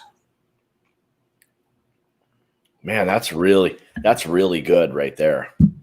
And what do we have for kind of ages on that? Similar, a couple years old. Yeah, this one. Yeah, same thing. I think this one was 19 months, something like that at the time when it was pulled. Man, yeah, it's crazy. It's like I can't wait till it gets like another 6 months, a year on it. Holy crap! So let me ask you this: like, so for this to go like too far, what would that have to be where it like eliminates a lot of the complexity and now is just gone too far? Like, what would that be with this?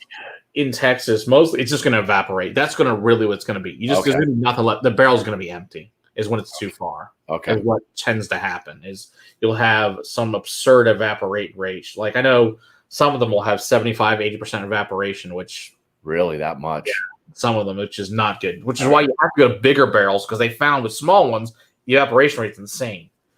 Okay. So I guess you have to pull the stuff out when it's younger, just so that you're like all your profit isn't gone. It's literally exactly. Yeah, and that's the problem is if you aren't careful, it's all going to evaporate. Yeah, that's crazy. You don't even think about that. I mean, I suppose there's other places in the United States or the world or whatever that happens, but you don't even think about that from a standard kind of, outside of like super aged bourbons from Kentucky. You've got things that are 23 years old that there's, a lot of loss, but not nearly like what you could have in 4 or 5 years of, aging in Texas. So, no, yeah. You have to be really careful once you get past 4 or 5 years old, because otherwise it might, a bottle left, which doesn't do you a whole hell of a lot of good at that point. Man, that's a really good rye whiskey right there, I'll tell you. That's dangerously easy to sip too. Yeah, it is. It really is. They did a fabulous job. Something different, something great. I'm just thrilled that they. What's like their allocation for this? Is this just another Texas type of thing? Texas? I think Oklahoma gets it now. Okay, that's about it. But yeah, is anything you want? I'm sure we can always figure something out.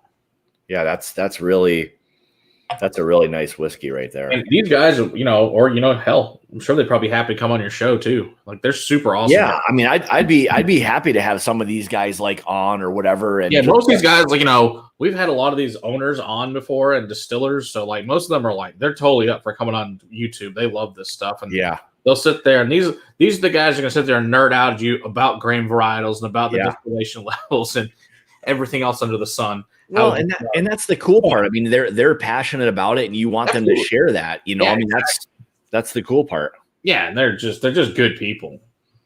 All right, what do we got here? Oh yeah, this is Will. Jeez, I'm like looking at this thing. So yeah, the Lone Elm. Mm-hmm. Yeah, that was the other one I liked a lot. There was that one. What the hell was that one? That Lone Elm, that 53 point something, whatever that was. Yeah, that was good stuff. That was badass right there. So yeah, if that's what you were referring to, Will, that was a damn good one. So all right, so that's going in the both of those. I like the I'm just gonna call it Tada, because that's how I can remember it. So yeah, that's good. I really like that rye a lot. But yeah, Ta is what everybody just calls it here, because it's way easier to say in Tabacaro. The other cool thing is, on a bar in a mirror, it says hat. I could really remember hat whiskey. So yeah, for real. Makes it easy then. Just remember, it's hat whiskey. It's fine. It's hat whiskey. Yeah, I mean, how bad can it be? It's from a hat, for crying out loud. Exactly. Two wheels down. What's up, Swami? How's it going, buddy? Hey, what else we got here? Of course. Somebody give this guy a little timeout. He can only be a smart ass for so long. Matt, nice to finally see someone who knows what they're talking about up there. Yeah. wouldn't be Swami without being a smart ass. That's for sure. Be disappointed otherwise. I think there was something. You would be, yeah. I mean, nobody wants nice Swami. Everyone's looking for the angry Canadian. So it's good to see you, bud. Good to see you. What does David have to say here? Anyone try the Garrison Brothers Honeydew? No idea what that is. Matt, can you elaborate? All right, so Honeydew, they add honey to it. So it's kind of like, Jim Beam honey or Jack honey. Oh. It's better than those, but it's also $80, and it's not worth $80. Oh, so it's more of like an infused whiskey then. Yeah, exactly. Yeah, it's infused with Texas wild honeybee. Oh, okay. Yeah, I mean, I guess those things they have their place. They have their place, and they're sweet, probably refreshing in the summer, like David said. Exactly. Something like that. But all right, I'm gonna pick. What are we at here? 1, 2, 3, 4, 5. All right, we're at 10. We're at 10. We got a couple. We got at least. Let's do 2 more. What do you think? All right, I'm here as long as you want me here. Okay. Whatever. Right. Okay, so we got one here. This looks like. Oh, this has got a nice color to it. It looks like it says Iron. That's probably Iron Root. Oh yeah, Iron Root. Okay. Question is, which Iron Root? This one says 63.8%. Okay. All right.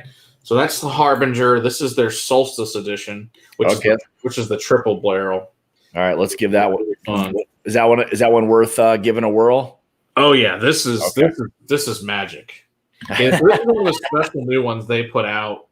And so Robert was the house. 2-3 weeks ago, Robert was over here, and so he brought some bottles. And so, all right. Thankfully, when they put a release out, I just like to call Robert and I don't blame it. Can you show that bottle again? Yep. So this is Iron Root Harp. So this is the regular Harbinger you guys see, except for this is the special edition Solstice. Okay. The tri-barrel. Interesting. Okay, cool. It's a really interesting, cool whiskey. I'm interested to see what you think of this one. All right, so Jason says it's magic. Yeah. Oh yeah, okay, yeah. The ones that went out in the media samples to a lot of people, it's this bear. This is one of them. Yeah. Did we figure out before whether or not Wade worked for? Did we think it was Garrison Brothers? He said he didn't. He said he just mistyped it like that. Okay. Oh man, that's a really nice nose. Rich, deep chocolates. Oh man, how old is this one?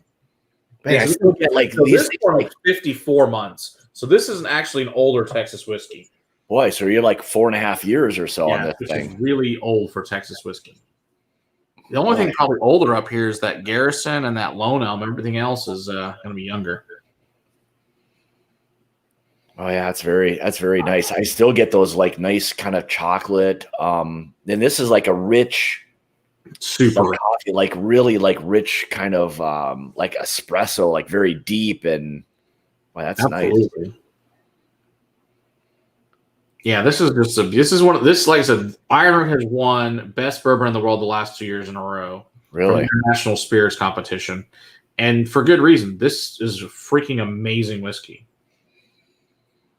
Oh, nice. I love that. Like, so like for me, like when I like associate like sweetness and tobacco, like for me, it always translates to like a pipe tobacco, where it's like a cigar kind of tobacco. Yeah, this is totally that. Aromatic pipe tobacco.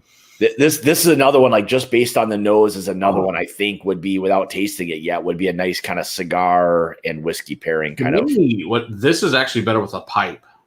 Oh, okay, I could see that. Yeah, because the pipe, you get a lot of sweeter tobacco in a pipe. Yeah, I think this just really balance it. Really nice, a nice sweet tobacco. This is just really everything from Iron River had just amazing. This is one of my favorite distilleries to go visit. Robert, Jonathan are amazing people. I love hanging out there. Just go out there and pull shit out of barrels and say what kind of fun stuff you have. Like every kind of crazy thing you can think of, they've got a barrel of it. Yeah, that's the best part. I mean, it's fun to be able to go and do that and try different things. And, like a lot of us appreciate that. You're looking for something different and that's the cool part. You want to experience something that nobody else really has a chance to, to try. So, all right, what's Wade say? Scott. Had to move from my iPad TV lazy boy to my computer. I'm an old man and don't text well. All right. I'll forgive you, Wade. All right. Let me try this guy. This really, what about like a black licorice? There's a little bit of like a anise or something in this. Yeah, I could definitely see that in there for sure. There is some rye in here, so which makes sense. Ooh, that's good. That's really good. Yeah, because this one's it's beautiful. Just a beautiful whiskey. Oh, yeah. So that's a 126, 127.4 or something, right? Yeah, 127.6, yeah. Man, that's really nice. That's easy to drink at that proof, too. It's just terrifying. Yeah. Well, I'd like to get a whiskey thief in that barrel right there. Oh, yeah. Especially if you get a chance to go visit. Yeah, pick your own thing out of the barrel, pour that in, have them label it on the spot. Yeah, that's the way to do it. Do they, so like, does Iron Root do that kind of stuff where they offer that as just like a service type of thing or something they do? Well, yeah, people they know, yeah. Okay, all right. I didn't know if they had like a program where they did that kind of stuff. They do. If like one of the things we're actually going to do with them, which is cool, is a whiskey boot camp. And it's kind of the same thing. You get to pick out your own mash bill. You go through a bunch of different barrels, pick out your own mash bill, distill it, and all that fun stuff. And then same thing, come back in a few years and pick it up. Yeah, it's really fun. You spend a day up there and just have a great time, and it's awesome. Yeah. Like everything up there is just awesome. It's the place if you want to go to have a really great one-on-one time with them. Yeah, it's the place to go. They will. I wonder if we could finagle a mash and journey pick from Iron Root on a bad boy like this. I bet you probably could. I bet you we could talk to Robert about that. Yeah, might have to work that out. I think we got a bunch of players in here, so Jason's in here, so that's good. We might have to. Jason said he's got a bottle of this waiting at the distillery for him. So yeah, for lucky good. You. Yeah, we pretty much everything from them is just. I haven't had a bad whiskey from them yet. I mean, it's just I've tried a lot of different things. Yeah. I mean, these are these kinds of things. These are the special ones. When you get to try this stuff that's straight from the barrel and like what they really want their whiskey to be. I mean, I get not the marketing, but I get the production side of things where everything's a certain proof or whatever, and they have to have those. But when you get a chance to really try these are crazy. So, all right, we're a little over an hour and a half in. So, in order to do the giveaway, why don't we go to, let's see, what time is it right now? 9:40. Why don't we say 9:40 Eastern? We'll give another 5 minutes. So anybody who wants to get entered into the giveaway, throw in the old super chat and we'll get you entered in there. And DC we'll get you picked here sooner than rather than later. Yeah, so that's good. I blame Robert for my obsession with grain varietals. So being up there a few times with him and talking about them. Yeah. I've learned so much from him about corn and rye and barley, just all the different kinds. I think this might be the one that has the purple barley in it as well.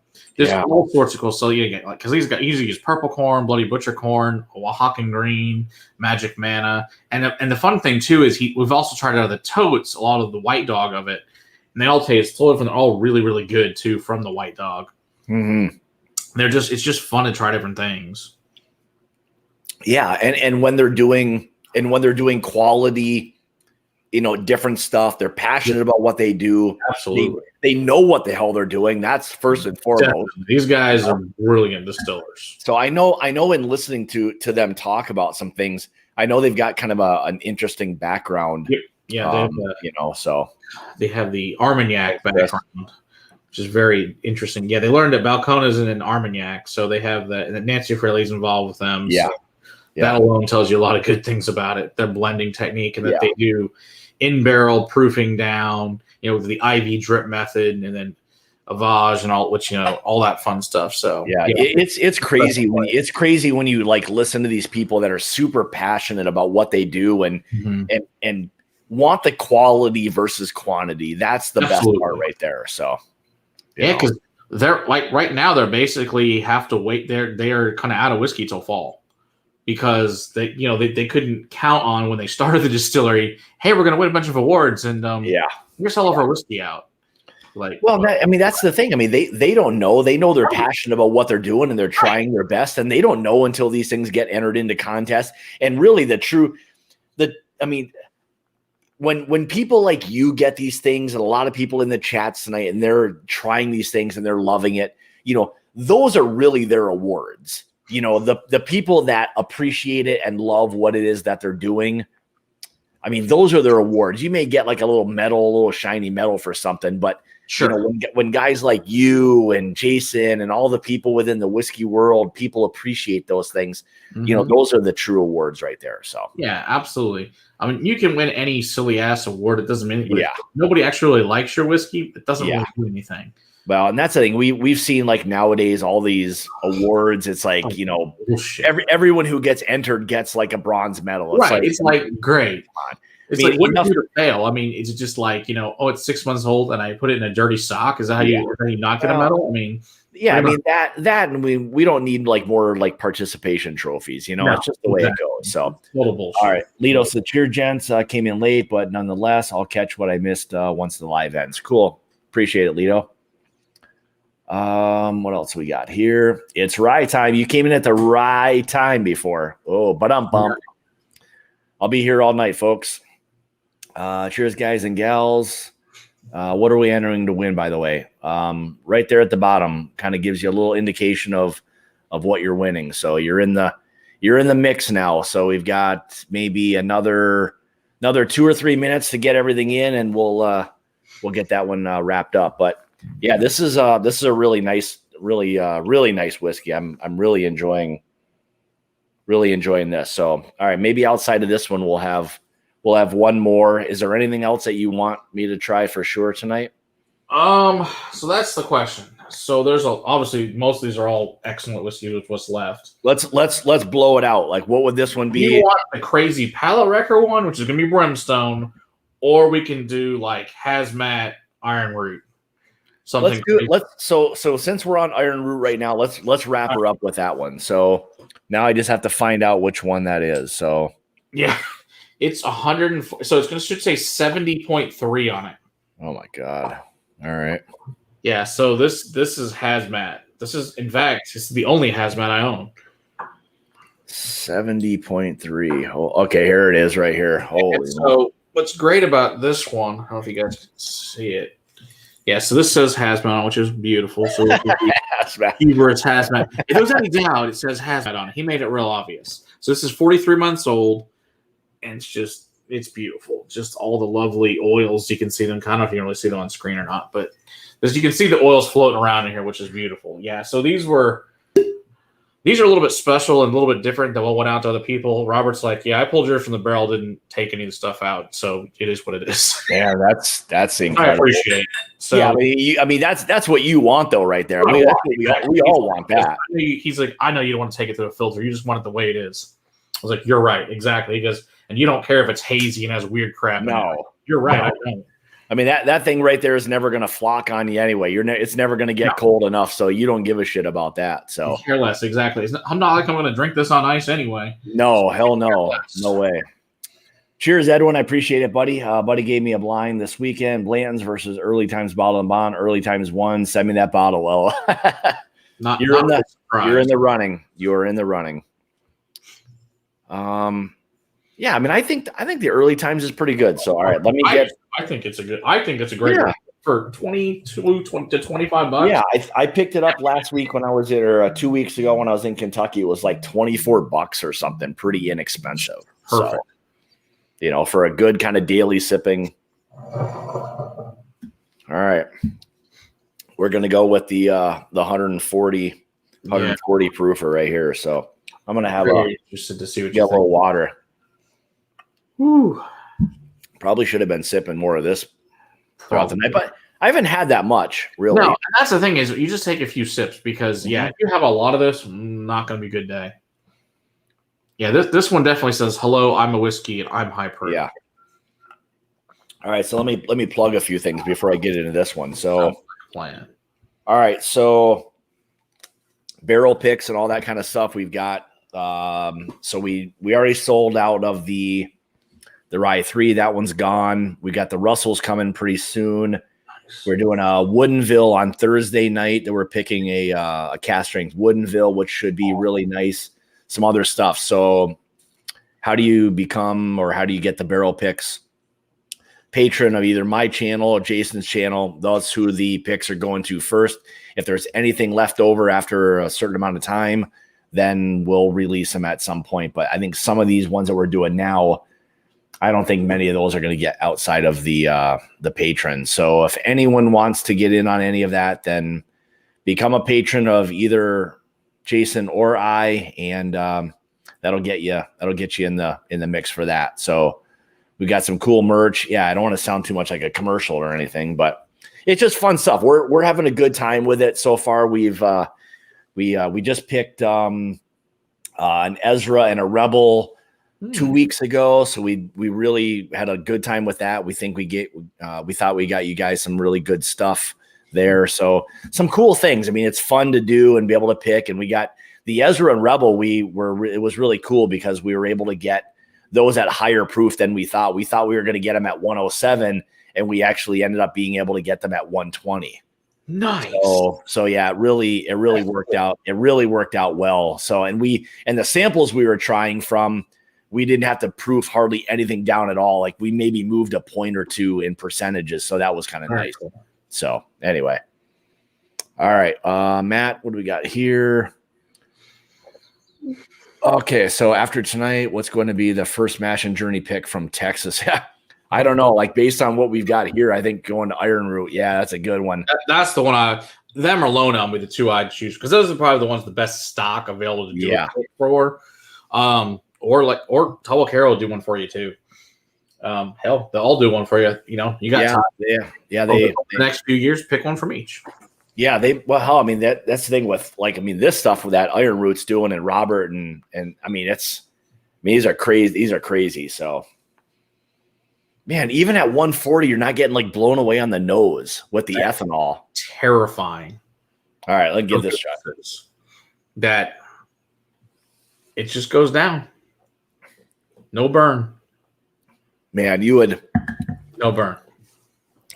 It's crazy. You could see where like maybe that would be, that 120-ish, maybe 125 kind of range, something like that. But man, 140 proof, there's no way that thing drinks like that at all. No, yeah, like I said, probably like 120, I think would be probably about accurate. Yeah, the fact that it's 140, good stuff. That's really good. I mean, 140.6. I mean, honestly, the one, I think if I was choosing between the two, I like the one I had before this. You like that one? Yeah. Well, that one's got a lot more going on in it. It's more complex because of the triangle. So it makes sense. Yeah. This is one if you're like if you love the proof on things, this bad boy and this, Now, granted, one's a bourbon. The first one we had's a bourbon. This one's a corn whiskey as well. Okay, it's a corn whiskey. Okay, so is this 100% corn or what is this? Yeah. It is. Okay.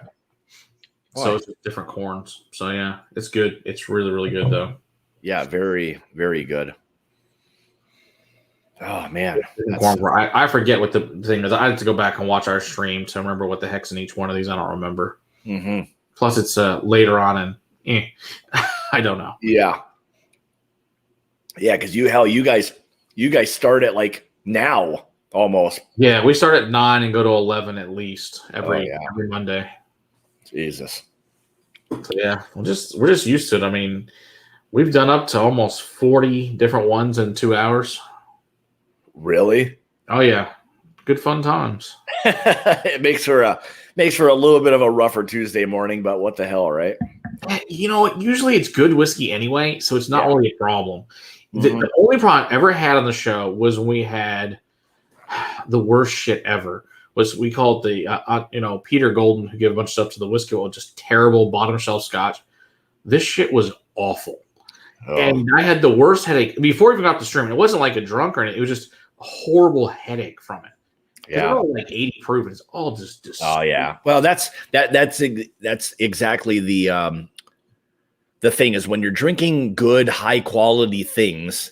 There's less effects the following day. Not that you can't drink too much or whatever, but it is what it is. So, all right, DC, why don't we run the randomizer if you're still here? We'll get that one picked. We'll find a winner. We'll get the bottle sent off to you. We'll get the cigars sent off to you, and we'll get a pick. So let me know what the numbers are. Okay, so between 1 and 23, go ahead and run the old randomizer and let me know who the winner is, and we'll hopefully they're still here, and if not, they can watch the replay and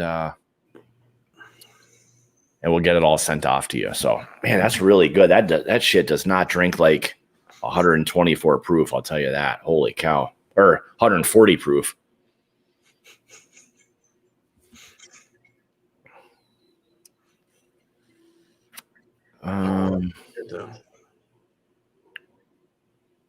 Yeah, I suggest most people not try to keep up with us in our drinking. It ends poorly for most people. Yeah.